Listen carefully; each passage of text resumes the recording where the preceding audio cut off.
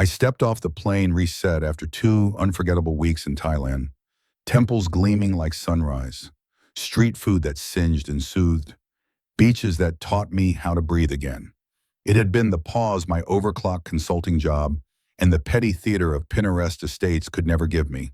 All I craved was my own mattress and a long, heavy sleep. As my Uber slid into the neighborhood, a blue and white cruiser idled across my driveway. A burglar, I thought. A broken window I'd fix tomorrow. But on the porch stood a family with 2 officers. A man, a woman, 2 kids glued to her side. The woman lifted a key ring. My keys. Excuse me, what is this? I said, moving past the patrolling car. This is my house. 2 uniforms turned, wary. Sir, these homeowners called about a possible break-in, one said. Can I see some ID? I fished out my passport, brain fogging. There's a mix-up, I told him. I've been here 6 years. I just got back from vacation. The man on the steps looked as rattled as I was. We purchased this place 2 weeks ago, he said gently. We've got the deed. We moved in yesterday. I glanced through the front window and the bottom fell out. My sofa, my photos, the familiar clutter of living, erased. In their place, strangers' furniture and towers of unopened boxes. The female officer, posture hard as granite, eased her hand toward her holster. Sir, step back, she ordered. They have paperwork showing ownership. This is madness, I said, heat rising. My mortgage, my taxes, everything's on my phone. I can prove it. I scrolled and scrolled while their faces stayed closed. The kids hid behind their mother. I was a suspect at my own address, and I had no idea where the nightmare began.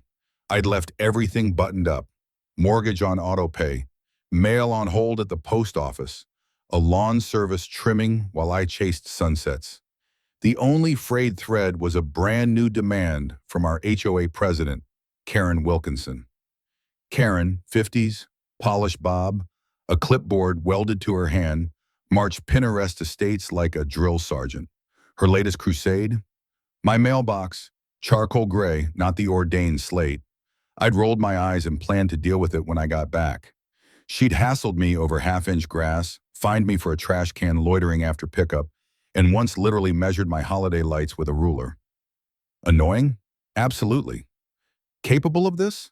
I couldn't imagine it. A white SUV ghosted to the curb.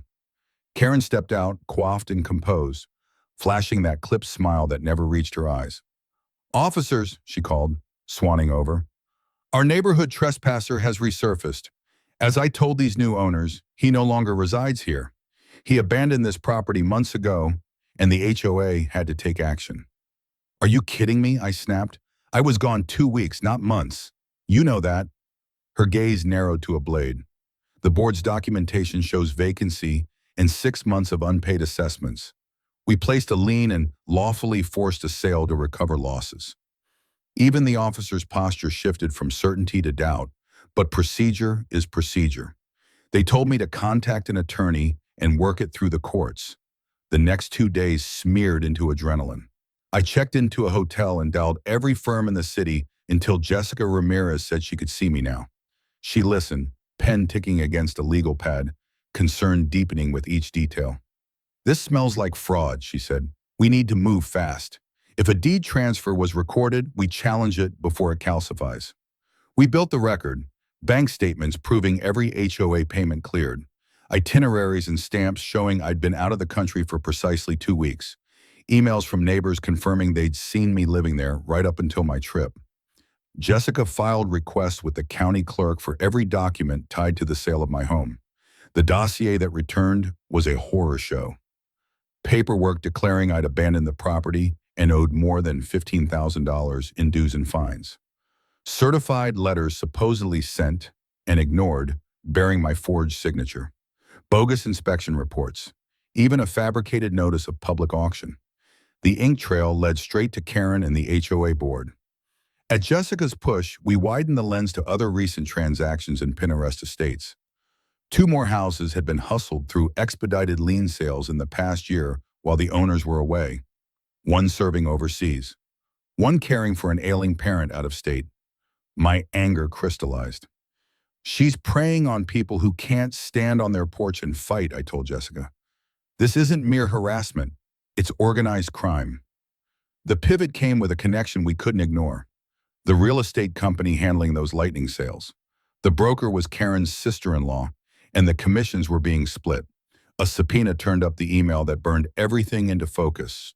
Karen flagging my paused mail and a scheduled airport ride as the next opportunity. We carried it to the district attorney. At first, the polite brush-off, neighbor disputes, civil remedies, take a number. Jessica laid the pattern on the table. Forged notices, fast sales, money moving along the same channels, property after property. This is systemic real estate fraud, she argued, and it's not just Ms. Wilkinson. It's a conspiracy involving members of the HOA board and licensed professionals. Momentum exploded when a local news station grabbed the story. Their reporter dove in, cameras rolling, documents stacking. On air, they drew the map of Karen's rule.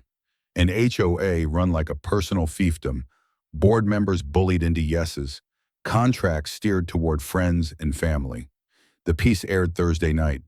By Friday morning, my phone wouldn't stop vibrating. Neighbors I barely knew unloaded years of petty punishments and threats. Then the dam broke. An ex-HOA treasurer stepped up with spreadsheets and receipts, proof that Karen had been siphoning funds for years, treating association accounts like her piggy bank. Everything accelerated. Police secured warrants for Karen's house and the HOA office.